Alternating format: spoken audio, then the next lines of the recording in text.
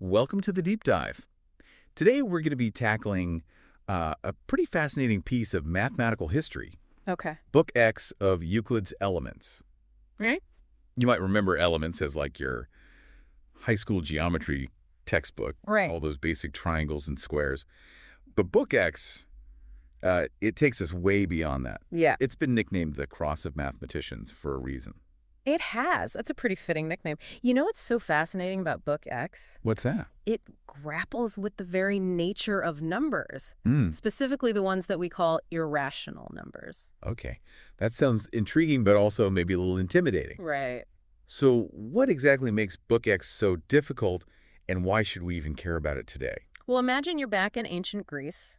Okay. They didn't have our modern concept of irrational numbers, like those decimals that go on forever without repeating. They couldn't Yeah. just write down the square root of 2 like we Yeah. can. Yeah. Instead, they had to understand these numbers through geometry as lengths and areas, and that's where things got really tricky. Okay. I'm starting to see why this was a cross for those mathematicians. Yeah. Can you give us an example of how these tricky numbers or magnitude popped up in their geometry? Sure. Picture a simple square. Good. Let's say each side has a length of 1. Mm-hmm. Now think about the diagonal of that square. Okay. Using the Pythagorean theorem, Right. we know the diagonal has a length of the square root of 2.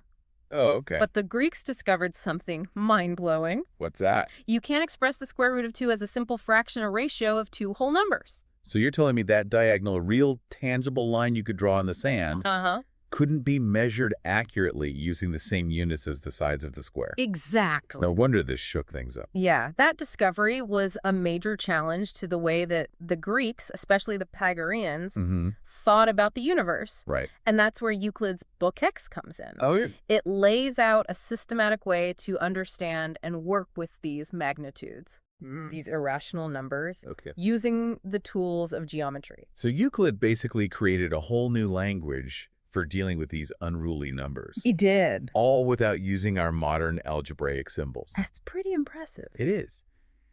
He starts by defining key concepts, Okay. like what it means for magnitudes to be commensurable Mm-hmm. or incommensurable. Okay. Think of it this way. Two magnitudes are commensurable if you can find a common unit Yeah. that measures both of them perfectly. Okay. If not, they're incommensurable. That makes sense. But how did Euclid actually figure out if two magnitudes were commensurable or not? Did he have some kind of mathematical test? He did. Really? And it's surprisingly elegant. Okay. One of the first big ideas he introduces in Proposition X.1 Mm-hmm. is a process for testing commensurability. Okay. It involves repeatedly subtracting the smaller magnitude Mm-hmm. from the larger one and seeing what happens. So it's like a mathematical game of subtraction. Yeah. What's the goal of the game? The goal is to see if you ever get a remainder that divides evenly Uh-huh. into the previous number. If you do, then the two original magnitudes are commensurable. Okay. But if you can keep subtracting forever, always getting a new remainder, Yeah. then you've got yourself two incommensurable magnitudes. That's a pretty clever way to approach it, especially without having calculators Right. or even our modern number system. Yeah. And I guess Proposition X.2 builds on that idea, right? Exactly. Proposition X.2 gives us a practical method for actually determining Right. if two magnitudes are incommensurable.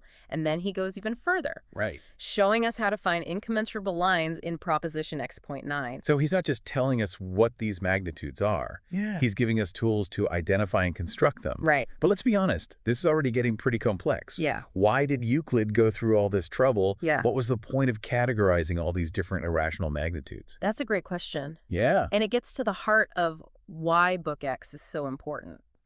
Remember, for the Greeks, geometry wasn't just an abstract subject. Right. It was deeply connected to their understanding of the world, to art, architecture, and even philosophy. So understanding these irrational magnitudes Right. wasn't just a theoretical exercise. Right. It had real-world implications. Absolutely. Think about it. Yeah. If you're trying to build a temple Okay. or design a mosaic Right. and you're dealing with proportions and ratios, you need to understand the nature of the magnitudes involved. Okay.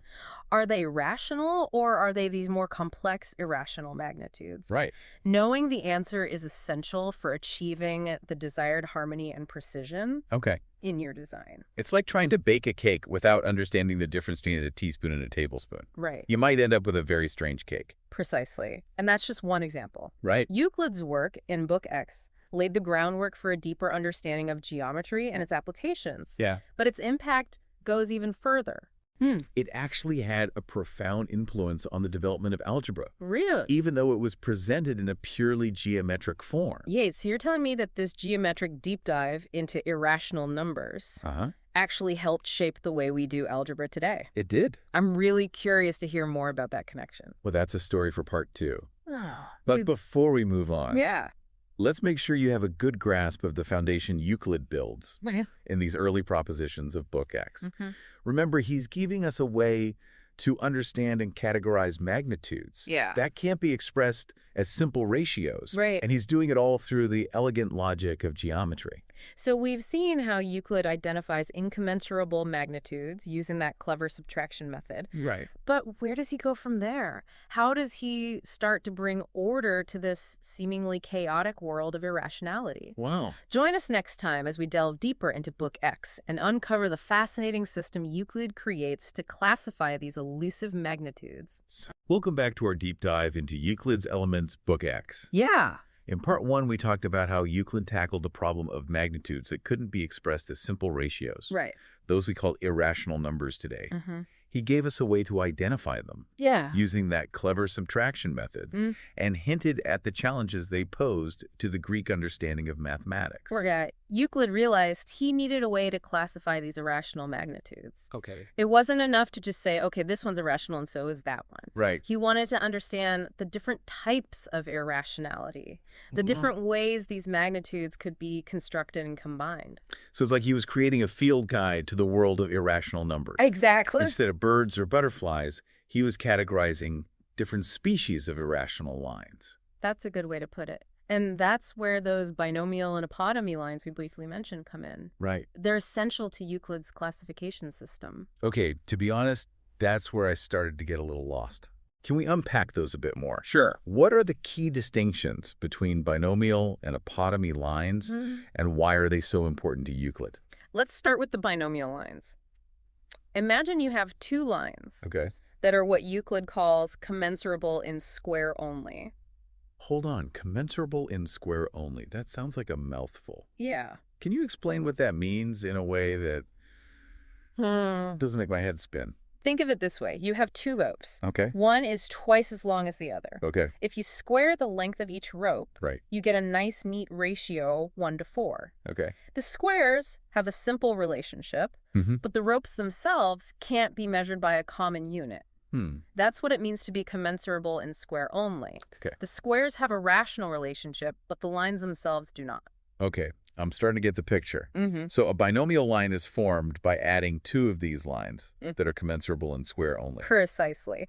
And Euclid identifies 6 specific types of binomial lines, each based on the specific properties of those two lines being added together. Okay. It gets a bit technical, but the key takeaway is that each type represents a distinct way of combining these special irrational magnitudes. And what about those apotemy lines? Right. How do they fit into all of this? Think of apotemy lines as the opposite of binomial lines. Okay. Instead of adding two lines together, Right. an apotemy line is formed by subtracting one line from another. Okay. And just like with binomials, those lines have to be commensurable in square only.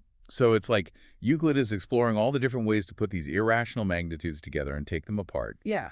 But why go through all that trouble? Why does it matter what kind of irrational line you're dealing with? Remember, Euclid is trying to create a system, a way to organize and understand this whole realm of irrationality. Okay. He shows that each of these binomial and apotemy lines, when multiplied by a rational line, Okay. produces a very specific kind of irrational area. This classification system is crucial for understanding how these magnitudes behave. Right. in different geometric constructions. It's like he's giving us a set of tools to navigate this uncharted territory of irrational numbers. Right. Tools that were especially important back then. Yeah. When they didn't have the algebraic language we use today. Exactly.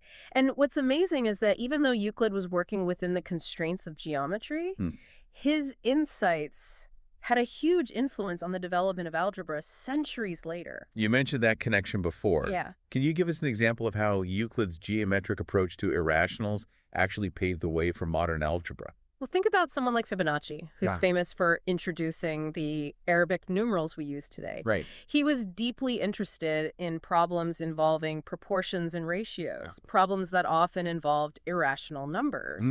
And he drew heavily on Euclid's work in Book X to solve those problems. So even though Fibonacci was working with numbers in a more symbolic way, he was still building on the geometric foundation that Euclid laid out. Absolutely. And it goes even further. Okay. Cardano, who was a major figure in the development of algebra in the 16th century, also relied on Euclid's ideas about irrational magnitudes when he was exploring the solutions to cubic and quartic equations. It's incredible to think that a book written over 2,000 years ago could have such a lasting impact on a field as abstract and seemingly unrelated as algebra. It really is. And it highlights the fact that mathematics isn't just a collection of isolated formulas and procedures.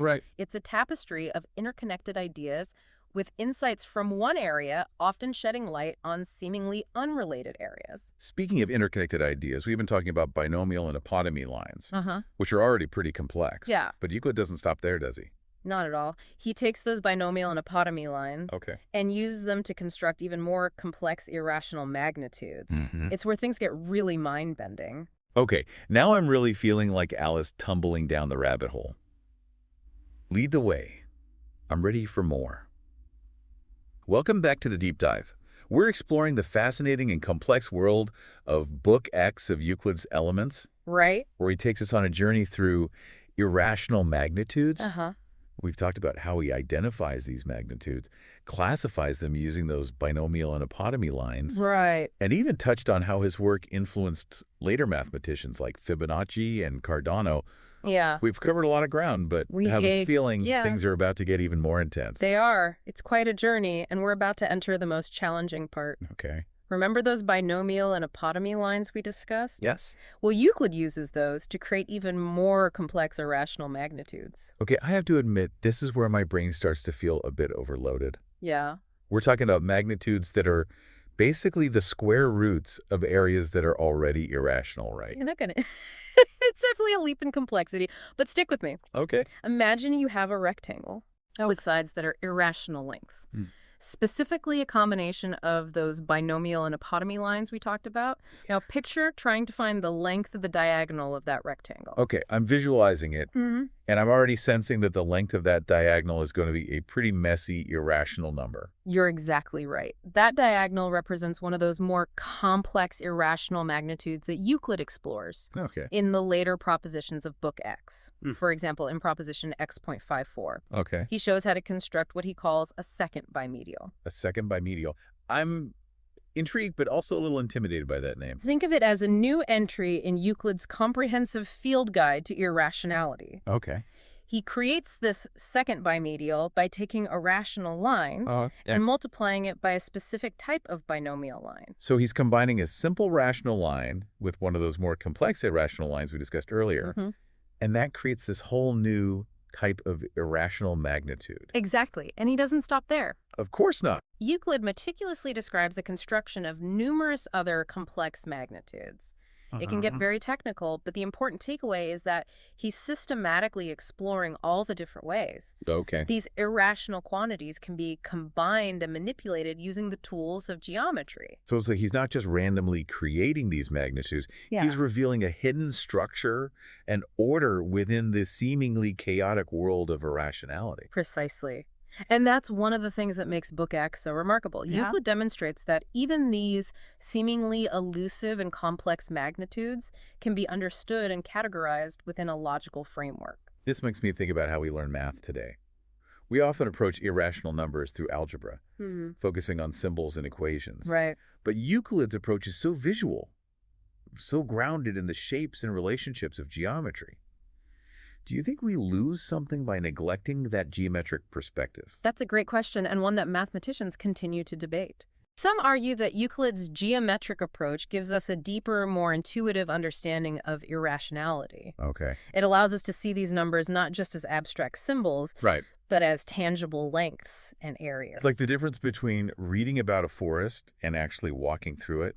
Yeah. You experience it in a whole new way. Exactly. Yeah. And that direct experience can lead to a deeper understanding. Yeah. But there's also no denying the power of the abstract language of algebra. Right. It gives us a level of precision and efficiency that would be very difficult to achieve through pure geometry.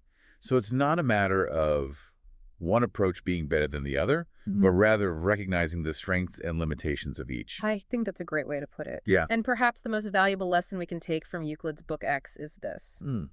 When we're faced with something that seems complex or even impossible to grasp, sometimes the best approach is to break it down into smaller, more manageable pieces. Okay. Explore the relationships between those pieces, and look for the underlying patterns and structures that connect them. That's a great takeaway, not just for mathematics, but for any field of study, or even for life in general. Absolutely. Well, we've covered a lot of ground in this deep dive into Euclid's Elements, Book X. We have. We've explored how he defined and classified irrational magnitudes, tackled increasingly complex constructions. Right. And even touched on the philosophical implications of his work. And what's truly remarkable is that even after more than 2,000 years, Euclid's work continues to inspire and challenge mathematicians.